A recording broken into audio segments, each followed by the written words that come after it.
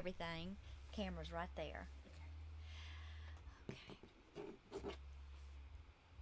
Hey everybody, I'm back. Tonja Rose here with SGN Scoops, and I've got the wonderful Mr. and Mrs. Ray Wolford. Salita and Ray Wolford right here. Let's give them a big hand of applause. I like that. I'm trying. You know I try. How are y'all doing? Good. Good. You look so pretty. Well, thank you. You're beautiful. Well, thank you. I don't look too bad myself. You don't. You look. Well, us women's got to stick together. We got to know. compliment each other. And plus, it takes us a lot longer and a lot more to do, didn't it? Well, I bet you spend more time on your hair than I do on mine. Between the Tresemme, the Aussie, and the Freebie, Isn't Tresemme the best hairspray ever? Yeah. That's what I use, Tresemme. Mm-hmm. Extra hold. Extra Love hold, it. absolutely. Love it. So how have y'all been? Well, we've been well. Good. Staying at it. Yes. Staying at it, getting That's the road. good. Yes. Things Weekend are warriors. picking up, right? Oh, Things- Yes. Yeah, thank God. Yeah. Absolutely. And have you noticed that I've been talking to other artists about this today and yesterday or last night, that people are just hungry to get back together, to have music, to have fellowship, and hungry for some good news, some Absolutely. hope, some and even people that are Christians and followers of God, this last year and a half, 2 years has even shaken them, and they're ready. They're more open to hearing what ministers of music and the word have to say. Have you noticed that? Absolutely, and I think for a long time we've gotten spoiled to church, spoiled to gospel music and preaching, and the last year and a half has taught us how much of a privilege it is just to go to church. Yes. And be in a worship service, be in a gospel singing, like here at Creekside. When you have a shutdown in your state and you can't go to church because of health reasons or whatever, Right. And you can't hear good gospel singing, you can't go to preaching. I think we were so used to it, we were spoiled to it, and we didn't really take advantage of the time that we had, and now we see how easily it was just gone. And we, though it wasn't gone, they were still preaching and singing, but the experience of going to a worship service. Yeah, the actual coming together. Right. And of course now we're opening back up. So I think people are realizing how great it is to sit in a church pew or sit in a concert hall listening to gospel music or preaching or whatever it may be. Anything with the kingdom of God, because you don't know what you have until it's gone. And touching on what you said, I think a lot of people their eyes have been opened to how easily it can be taken away. Absolutely. Now this was something medical. What else is going to come around that might try to take that away from us? And it almost seemed like it happened overnight. Yeah. It was like one day everything was was fairly normal. We knew that COVID was coming. We knew it was already in some parts of the world, and then it just seemed like, I don't know, to me it did, just overnight our world was turned upside down. Crazy. And it affected every person and every facet of life, and even now you can't even go to Walmart or the grocery store without having that in your mind. Do I have my mask, or is a mask really do any good, or make sure I have my hand sanitizer. It's always on the back of your mind. But we've all grown accustomed to a new way of absolutely. It's almost like it's a point in time, pre-COVID, post-COVID. Yeah. But you know what? Yeah. We don't understand what was going on, but God does, Yes. because. So, I've been trying to find an easier way to get my point across, and I'm not good with words that way. So this is what I've been thinking. So COVID was terrible. It was bad. We've all been affected by it. Yes. But I think that it has turned more people to question what is really out there, who is really out there. Like I would do a Thursday Night Live every once in a while, and I had people come on that said, I'll never step foot in a church, but I'll come on and listen. So it's been bad and it's been good, and God saw all that, Yes. And I was talking to Master's Voice earlier, and we're talking about how surprised we are when God actually comes through and does what He says He's going to do. We preach it, we sing it, and then He really happens, and we're like, oh, you know, Every time. every time. Every time. On Why- time, God. I mean, On you time. know, it's like I don't get it. But yeah, enough about COVID. Let's talk about you and your ministry. So tell us about you and what's going on. Well, I'll tell you what, I've been in ministry for 14 years now, and right now, time of this airing, I'm 28 years old. So I started when I was 14. Wow. So I was a pimple-faced teenager, and I'm a little bit. No, you know, I'm blessed and privileged that I had a mom and dad that raised me right, and I felt the call at an early age. But I would say the last 3 years has been just like a rocket taking off, and I'm not saying that braggadociously, but just bragging on Jesus. Yeah. And God has just flew doors open, and I told the Lord, and I meant every word of it. And you know, you got to be careful when you say, Lord, I'll go wherever you want me to go. Had a dear friend of mine, who's with the Lord now. She said, Ray, always be careful when you say, the Lord, I'll go anywhere you want to go. She said, because I said that. I said, Lord, I'll go wherever. And she said, within a week, I was in Guatemala. So, except there, Lord. No. So and I said, Lord, I'll go wherever. And God hasn't sent me outside of the country yet. But if and when I'm ready. Here I am. But we've I'm full time in the ministry. Been full time now for about 5 years, give or take a year, about 4, I guess, really, something like that. My brain ain't working right. But we do travel mostly on weekends. I have a son, 8-year-old son. He's Junior. adorable, y'all. He's got his mama's face and his daddy's hair. Yes. And but anyway, he's in school, so throughout the week, of course, we have the help of her mom and my parents to help with that. But we try to be at home through the week, if we can. Plus, she works a public job. She has an office job in a company there close to home.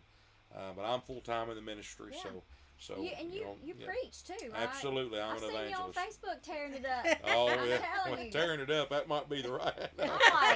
I'm more out just watching him. But we no, try to awesome. get. We try to. I love being on fire for God. I love feeling what I sing about, feeling what I preach about, and like I told you the last interview, it's hard not to get away from a PhD. My PhD. Remember what I told you about PhD? Kind of, sort of. My Pentecostal heritage. I A do PhD. now. Yeah. Pentecostal hairdo. So with a hair like this, you have to preach like you're on fire. I'm telling you, why not be on fire for God? Oh yeah, absolutely. I mean, He hung on a cross for us. So. Yes, He did. Yes, He sure did. So, it's I don't know that I could have done that. That's right. Oh, well, I know we could. I mean, none of us. I would cave. I would have caved. Oh yeah, absolutely. So. Absolutely. Now, do you write your own stuff? Very few. but you do write. I do write. And I always ask that question because I'm a writer, and I'm always interested in if artists write their stuff. I'm not I don't consider myself a songwriter by any means, but I do try to fiddle with it a little bit. And I don't think it's really impossible to be a singer and not be a writer in some extent, because you'll get a jingle in your head or get a phrase. It's what happens to me. I'll get a phrase or get a little tune in my head, and you just put word on top of a word. And the Lord's, I always turn to Him. God, what do you want me to say? That's what I do. Right? What do you want me? I always pray before I go into a writing appointment. Well, your songs, I'm both a preacher and a singer, but really every singer is a preacher. Yeah. Because you're proclaiming the word, and I'm like this. He said, "Preach the word." Well, you preach the word in different ways. Yeah. You preach the word by spoken word, behind a pulpit, or you preach the word through a song. Yeah. It's still the word. It's still the gospel, and it still has power to reach people. So that's what I say, Lord. Like when I preach, God, what do you want me to say? Well, if I write a song, which very few times do I get in that. Yeah. But I try to leave it up to the professionals. Because they write, and I've got some dear friends of mine who are songwriters, and I record a lot of their stuff, and I rely on them because they have such good material. But I love songs that have some depth, and Yeah. meaning and some power behind it. I don't like happy songs too. Don't get me wrong, but I mean, I like the mixture of it all. But yeah, I'm not. I'm certainly not a BMI rider or a ASCAP rider by any means, but I'll fiddle with it a You'll little pin bit. some stuff, won't you? Yeah, now fiddle, I'm a country boy, so we say if we fiddle with it. Yeah. Guess in which city we'd violin with it. You're talking my language. I grew up in between corn and tobacco. There you go. And there was a pig farm across the street. Yeah, and there's nothing like the smell, and it does not bother me. And I'm not saying it in a bad way. You know what? I'm sorry to interrupt you, but no, you're fine. The older I get, the more I miss it. Have you ever went driving down the road and you go by a farm and you have that smell? Yeah. You know, smells trigger memories. Yep. And I'll smell that. And my wife, which was not raised on a farm, she was actually raised on an island in Belize. I hate that for you. On an island in Belize where people go to vacate now, you know. Yes. But anyway, she was, and of course, my son don't know, really much about farms because he's never really been around it. But I was raised like that. Yeah. I was raised around the farms, and my grandfather was a farmer all his life. Yeah. And so we'll be driving down the road, and I'll get a whiff of, well, you know what? Yeah, it smells like and home. I'm like, memories, It don't bother me. No, it don't bother me But either. they're pinching their nose and rolling the windows up, and just we can't take that. Smells But like I was home. like, well, memories pressed between the pages of my mind. I don't want to be in it all the time. No. I'd take a bath, but. Well, yeah, but I'm saying, like, I don't want to ride for miles and miles and miles and miles and miles and smell it. But just a whiff of it. Just a whiff of it. And it takes you right back. Takes you back, absolutely. The smell of tobacco for me. Oh, yeah. Takes me back. Oh, you know? yeah. And so, not that I go around and smell tobacco. Let's just get that straight right now. Anti-smoke. They'll be writing into Rob. She was talking about smelling tobacco. We're talking about growing tobacco. Yeah. Let's get that straight. So you're staying busy. That's wonderful. Absolutely. And I will say that I have, when I talk to you and see you talking to other people and stuff, there's no doubt in my mind at all that you are a child of God. Oh. And to me, that's more of a ministry than anything. Well, and there's no greater compliment, and I appreciate that. You have people that say they walk the walk and talk the talk, and then there's people that you see that they don't have to say it. Yeah, you can feel it. Yeah, they don't have to say that I do this and I do that, because you can just feel it coming out of them. So. Your testimony proves for everything. Exactly. And it's not always what you say. It's just, and it's not all what you do. It's who you are. Yeah. It's who you are. God didn't call us to be human doings. We're human beings. Yeah. So it's not just we got to do this to make ourselves a Christian or say this. It's just being who you are. Yeah. Being who God, and it'll radiate. He didn't say it make will. your light shine. He said just let it shine. Yep. I had a really good friend of mine who was born and raised in Iran, and but his dad was in the military in Iran, and they weren't Muslim. They grew up Catholic, or went to Catholic schools. They weren't and he spent years not believing in anything. Wow. Nothing. And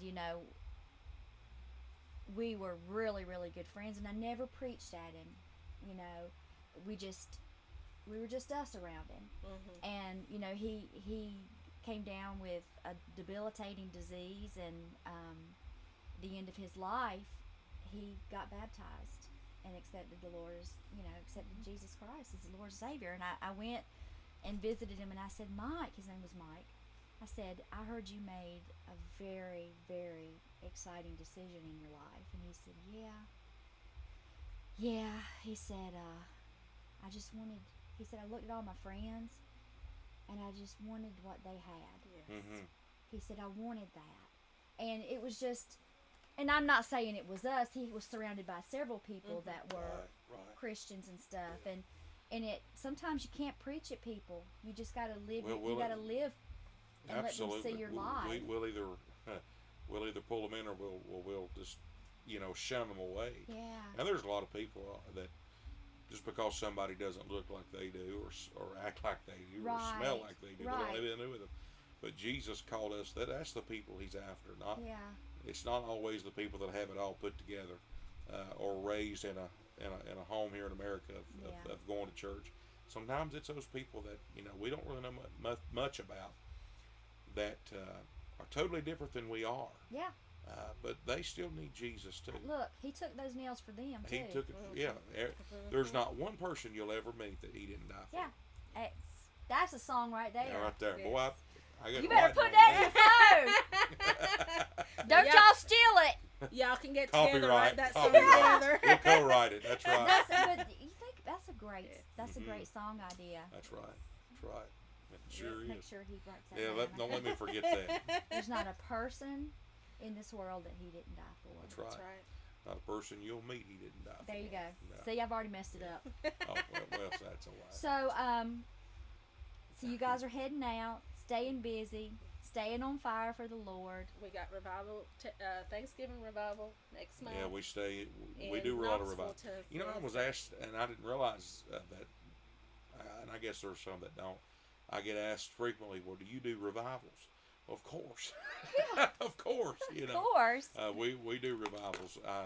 Because when I was a kid, you couldn't really say you're an evangelist unless you preached revivals. Absolutely. And of course, we do mainly we do one service meetings. That takes up the majority of our year, going from one place to another. But yeah, every now and again, when the Spirit leads the pastor, and they get in touch with us, we'll do a revival and preach and sing whatever. Yeah. And you're the package, because you can sing, you can preach, you can do it all. Well, so. we try. We I feel that God's called us and anointed us for such a time as this. Yeah. And like we're different than other people, and isn't that great that God, we're like a box of crayons. Yep. Not all of us look the same. We sure don't color the same. No. But we all have a purpose in the picture of God. Yep. And I'm a little country. I'm country, and everything that I do, except for my hair, I got probably seedy looking hair, I guess. But I'm country. I do mainly. I call it country gospel. Yeah. I do country gospel music, and that's the majority of what we do. And I preach. Not every preacher preaches like I do, and thank God they don't. There's a variety. Everybody is ministered to by different things. But anyway, I'm blessed to be able to do that. And that's the what goal's we do. The goal's the same. The goal's the same. That's right. And it's all about bringing people or pointing people either to Jesus or back to Jesus. Yeah. That know Him and maybe have forgotten Him. Maybe have maybe not intentionally, but have let everything else, like Simon Peter, get distracted. The devil has a good way of getting in there. Yeah. And before you even know what's happened, you're so far away. Oh, yeah. And you don't even realize it. Absolutely. And the light comes on. So we're all crayons, but we're all coloring in the same book. Mm-hmm. We're all different crayons, but coloring in the same book. Mm-hmm. Well, it's been a pleasure talking to you guys. Oh, we enjoy Creekside. We actually were a part of the Christian Country at the Creek event. Okay, yeah. And we were blessed to do a showcase today, and we got to sing on main stage tonight. So we were blessed to be able to be a part of this, and I appreciate Rob, and our prayers are with him, of course, during this time. I know he's having a rough time right now, but our prayers are with him, with his family. And we still serve a miracle-working God, and that's for everybody. We serve a miracle-working God. But we enjoy it, and we appreciate you for letting us come in. Oh, totally. I feel like I'm on Hee-Haw. Wait for them to pop up from behind the corn. Well, on this couch here, I feel like the Culhane family. Remember that scene on Hee-Haw? So, yeah. You actually are on Hee-Haw.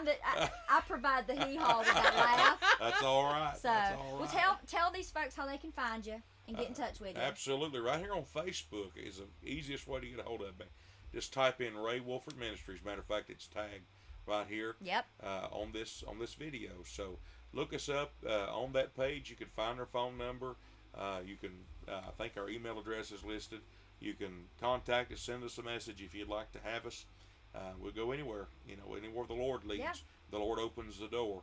But just get in touch with us. You can check out our videos. If I know a lot of pastors that they're want to be sure who they're getting in the pulpit, and I understand that. Yeah, that makes total sense. Absolutely. So I had a pastor ask me. He said, I'd like, you could come, but I want to hear you preach. Well, I've got 15,000 videos Go pick of one. services. Yes. But you'll find pretty much we do things the same way, maybe different messages, different songs. But we have tons of videos of singing and preaching right here on Facebook. Yeah. And so you can see us live and like that page, and you can see us when we go live and see our itinerary. We try to keep it, or I try to keep it up to date. That's my job throughout the week, and scheduling you know what? That's and a keeping full-time it. job. It is a full-time job. Full-time job. People don't realize how mentally challenging it is. Oh. To schedule. I guess I'm different than some. I don't sit at home and just wait. Whatever happens will happen. God provides worms for the birds, but He don't throw it in their mouth. That's a good. I like that. They have to go out and get They have it. to get it. Yeah. So to me, that's ministry. I had gotta remember that. a dear bishop of ours that just went to be with the Lord. Spoke very, very powerful words of wisdom. He said, "Ray, God will never open a door that you don't knock on." Mm. So throughout the week, I knock on doors. Yeah. Not literally, but there's different ways of knocking on doors, and to build our ministry and building on the foundation of Christ and the message of the gospel of Jesus, and God's blessed us to be able to be full time and to have a full schedule. Well, we thank God's you good for to what us. you do. God's good to us. Absolutely. Yeah, He is. Well, thank you for letting me do this. I got my little app where I have claps and stuff. Well, first of all, thank you for being y'all give them a round of applause. But I got one on here that's called the wolf whistle. Well, so I'm a Wolford. And I'm just wondering if I should push that or not. Yeah, go ahead. All right, let's I see. wanna hear it. Thank you for being on this interview, Ray Wolford. I get that a lot. You guys. I give her that a lot, too. Yeah. Thank you so much. Well, Y'all be thank safe you. driving We home, okay? appreciate it. Thank you. I'll be back later with some more interviews, y'all. Bye.